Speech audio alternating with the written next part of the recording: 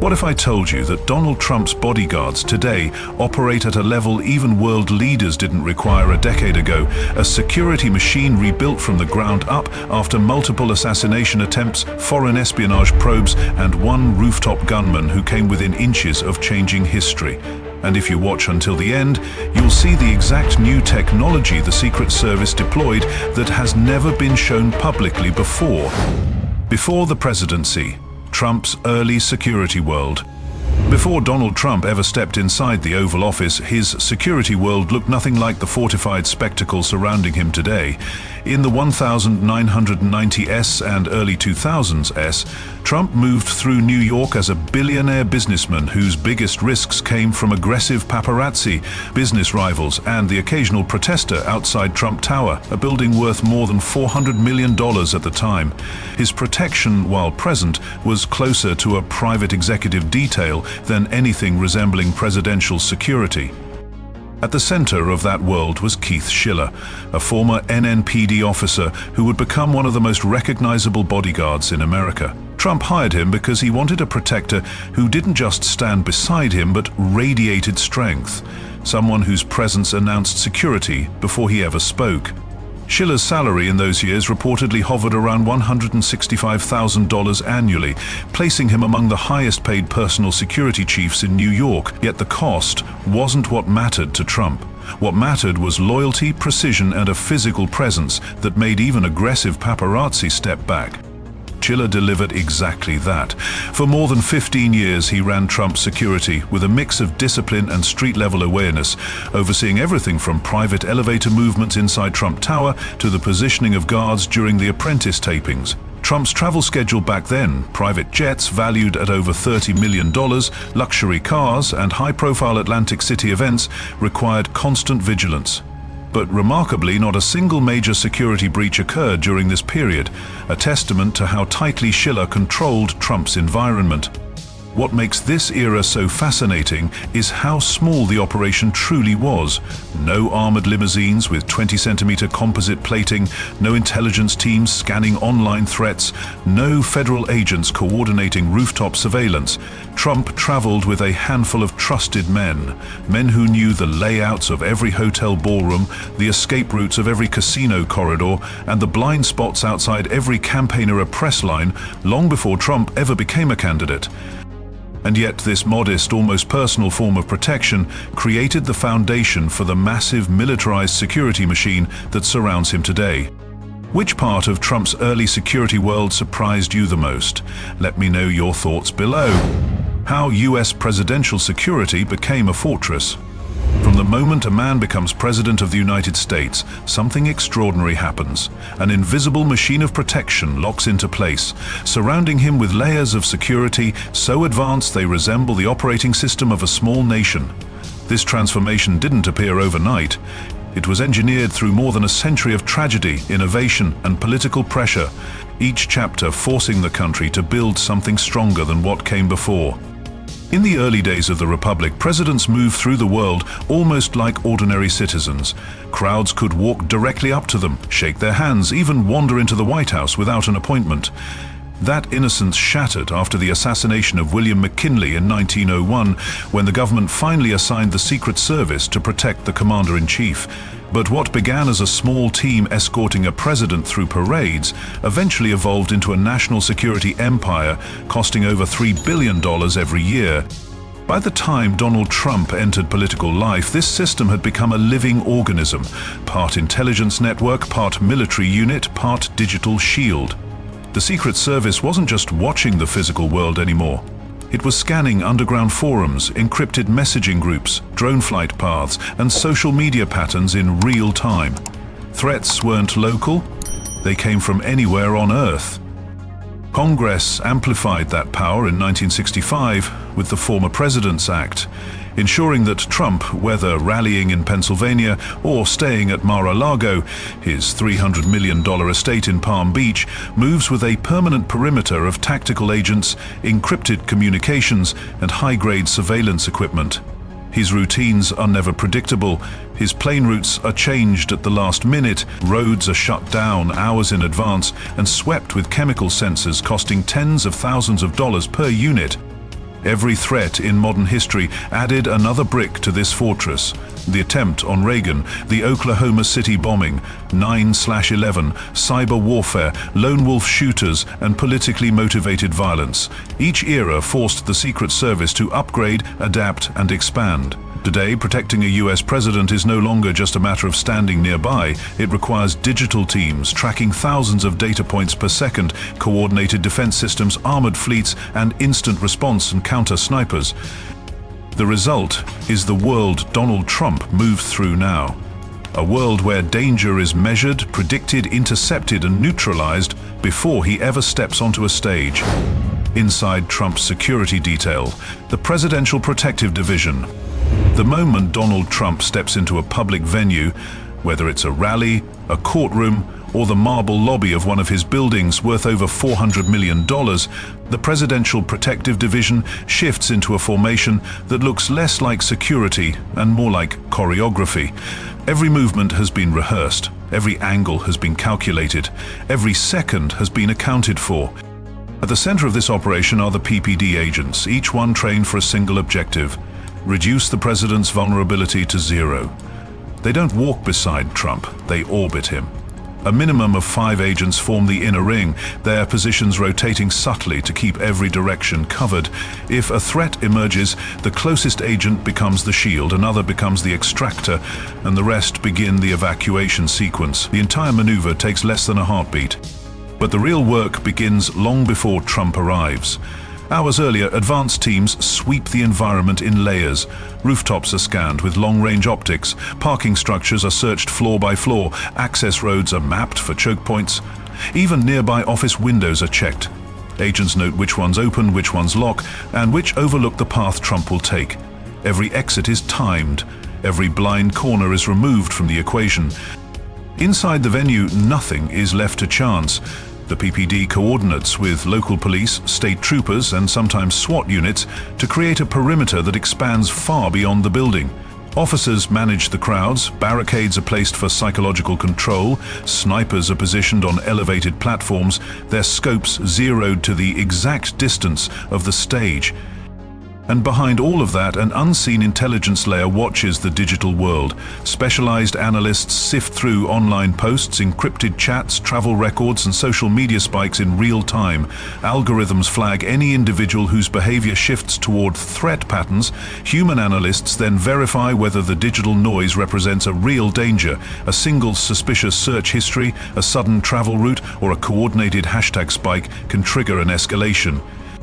When Trump finally enters the room, he sees cheering supporters, flashing lights, and familiar cameras. What he doesn't see is the architecture of defense built specifically for him: layers of human reaction, tactical surveillance, digital tracking, and structural control, all tightening around him like a vault. A vault designed for one man, whose risk level requires nothing less than absolute precision. Securing the president in motion, motorcades, and the Beast. The moment Donald Trump leaves a building, whether it's the lobby of Trump Tower or the gold-trimmed entrance of Mar-a-Lago, the entire rhythm of his security changes.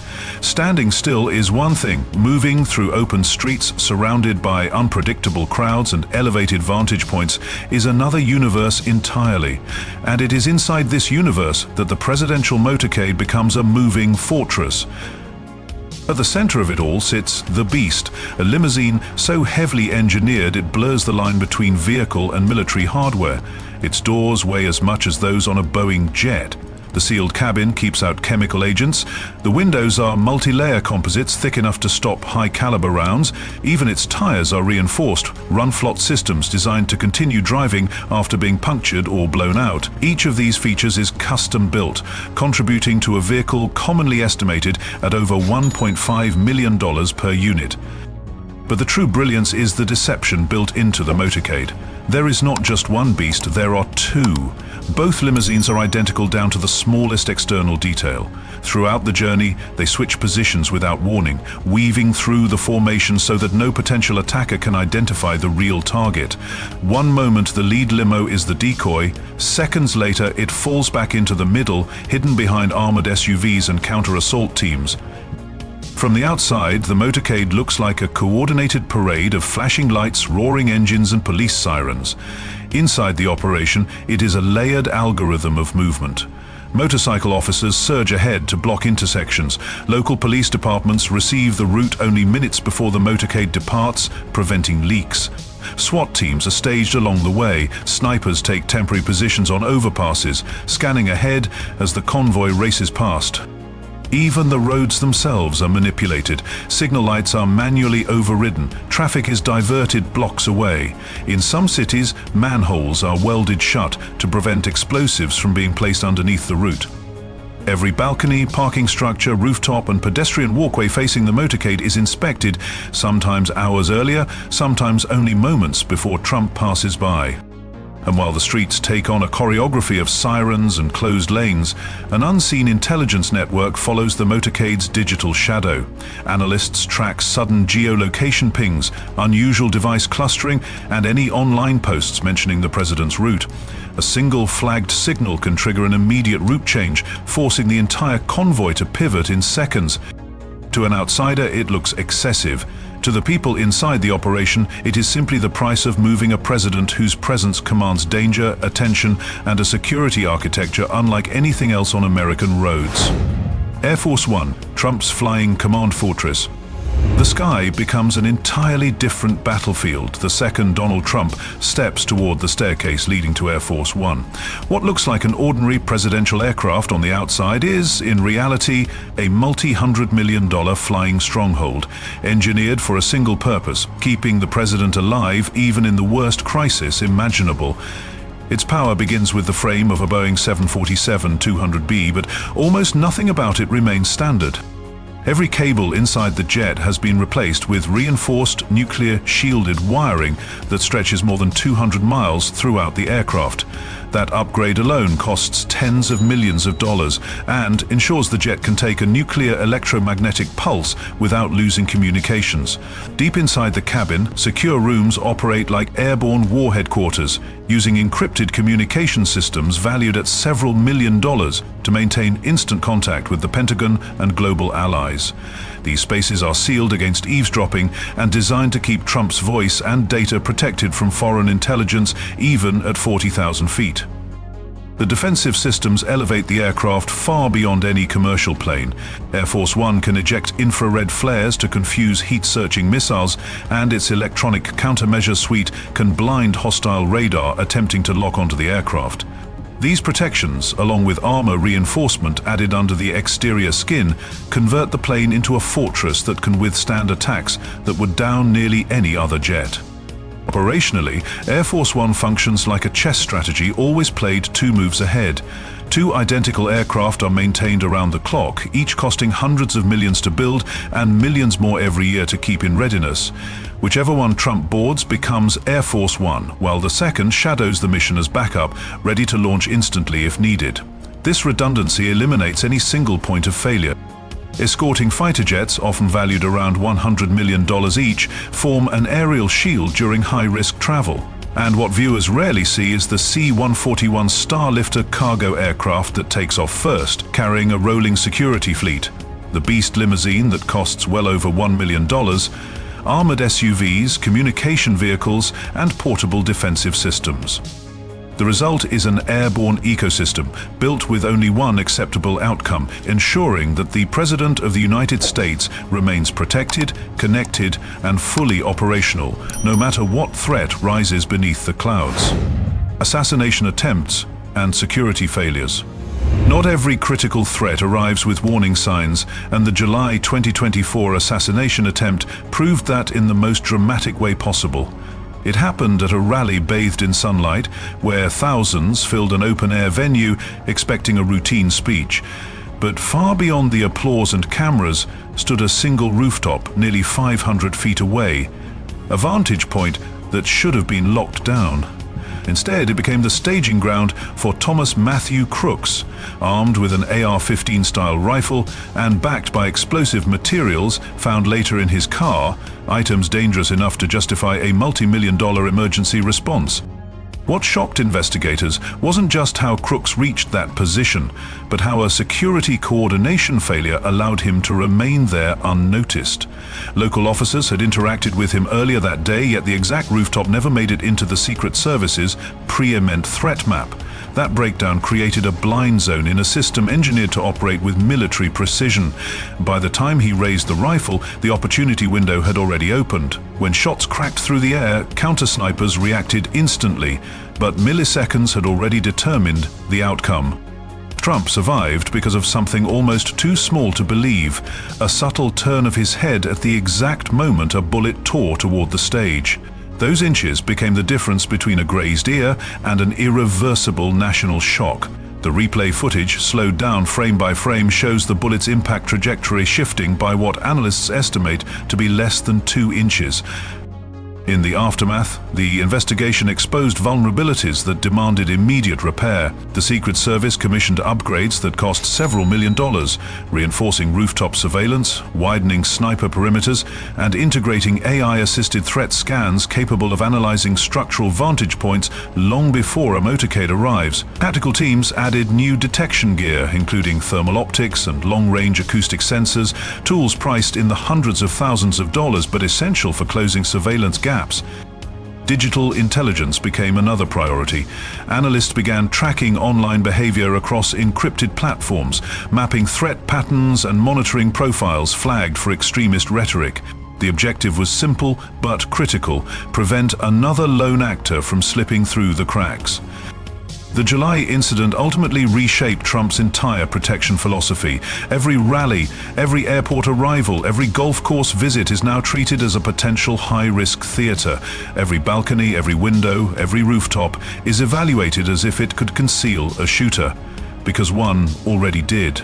And in an era where threats evolve faster than protocols, the lesson carved into that day is brutally clear. Survival depends not on luck, but on protection systems powerful enough to leave no room for the next near-fatal miss. Post-2024 security overhaul and new threat era. No one expected the months after the July 2024 attack to feel like stepping into a new security era, but that's exactly what happened. The moment investigators realized how close the bullet had come, barely 2 inches from a fatal angle, Washington understood that the old rules were no longer enough. Within weeks, Congress pushed through one of the most aggressive expansions of candidate protection in modern history, unlocking budgets worth tens of millions of dollars to reinforce the systems surrounding Donald Trump. What followed was a transformation of his protective world, and the first major test arrived in September 2024. At a quiet South Florida golf course, a man named Ryan Wesley Routh waited with an AK-47 hidden near the tree line. His phone data later revealed he had been positioned there for almost 12 hours, observing movements and tracking patterns. It was only because a Secret Service agent spotted an unusual silhouette that the threat was neutralized before Trump ever stepped onto the green. Officials later released photos of the weapon, an imported model worth around $1,800, modified with tactical optics, and the discovery triggered an immediate spike in security protocols. This near miss accelerated the introduction of advanced surveillance tools. Trump's protective detail deployed AI-assisted behavioral scanners, software contracts valued at over $3 million, capable of analyzing crowd posture, object movement, and emotional patterns within seconds. Drone sweeps, costing roughly $25,000 per unit, began scanning rooftops, forest edges, and long-range vantage points miles before the former president arrived. The goal was simple: eliminate blind spots before a human eye missed them. Trump's return to the presidency raised the stakes even further. Mar-a-Lago transformed into a digital fortress, with patrol zones guarded by robot dogs, each costing nearly $90,000, able to detect thermal signatures, chemical traces, and unauthorized intrusions. The Coast Guard tightened its perimeter around Palm Beach, operating high-speed boats valued at over $400,000 each to monitor currents and potential waterborne infiltration attempts.